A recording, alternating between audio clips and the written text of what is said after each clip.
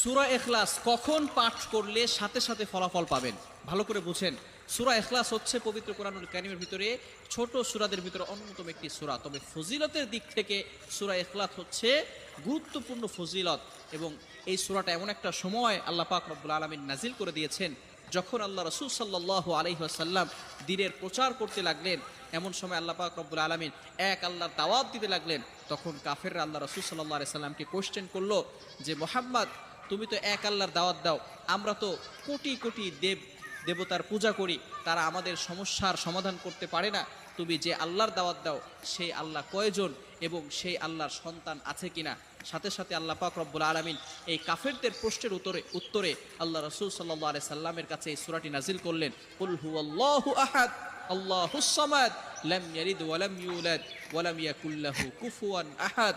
আল্লাহ পাক রব্বুল আলামিন এক, অদ্বিতীয়, এবং আল্লাহ পাক